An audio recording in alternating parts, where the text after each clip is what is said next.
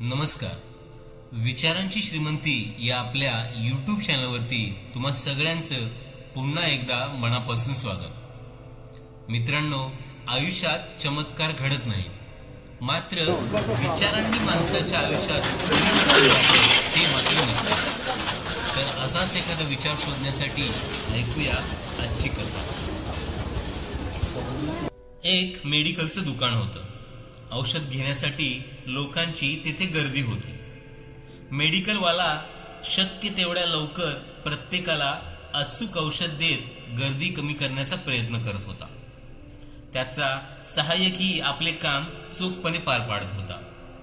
त्याच वेळेस रस्त्याच्या पलीकडच्या बाजूला झाडाखाली एक बाई मेडिकलकडे बघत ताटकळत उभी होती. बहुधा ती मेडिकलमधील गर्दी कमी होण्याची वाट बघत असावी. मेडिकलवाल्याचे तिच्याकडे लक्ष गेले. तिची अस्वस्थता पाहून त्याने काही वेळ सहाय्यकाला दुकानाकडे लक्ष दे असे सांगून त्या आजीकडे धाव घेतली. आजीने त्याला पाहिले. तिला खुशाली वाटली. आजीच्या राहणीमानावरून ती मध्यमवर्गीय कुटुंबातली वाटत होती. मेडिकलवाल्याने तिला कोणते औषध हवे असे विचारले. आजीच्या डोळ्यातून पाणी आले. मेडिकलवाला म्हणाला, काय झालं आजी? औषध घ्यायला पैसे नाहीत का? आजी म्हणाली, पैसे आहेत, पण मला हवे असलेले औषध तुझ्याकडे आहे का? मेडिकलवाला गोंधळला. त्याने आजीकडे औषधाचा कागद मागितला. तो आजीकडे नव्हता. आजी म्हणाली, लेका, माझा मुलगा तुझ्याच वयाचा असेल.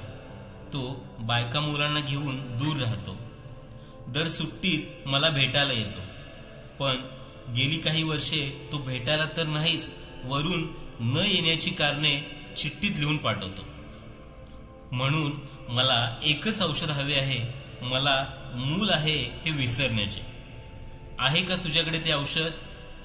मेडिकलवाला निशब्द झाला, कारण या औषधाची गरज अनेक पालकांना निर्माण झाली आहे. अद्याप या औषधाची निर्मिती झालेली नाही. खरोखरच जर असे औषध निर्माण झाले तर म्हातारपणी कित्येक पालकांना होणाऱ्या वेदना तरी कमी होतील. मित्रांनो, सगळ्यात मोठे कोणते पाप असेल तर ते म्हणजे आपल्यामुळे आपल्या आई वडिलांच्या डोळ्यात अश्रू येणे. या पापाचे प्रायचित्त कोणत्याही पुराणात दिलेले नाही. स्वार्थाने बरबटलेल्या जगात आपल्याला यश अपयशासकट जर कोणी स्वीकारत असेल तर ते म्हणजे फक्त आपले आई वडील. पण नेमकं आपण त्यांना आपल्यापासून दूर करण्याचा अपराध करतोय. ते त्याचीही खंत करत नाहीत.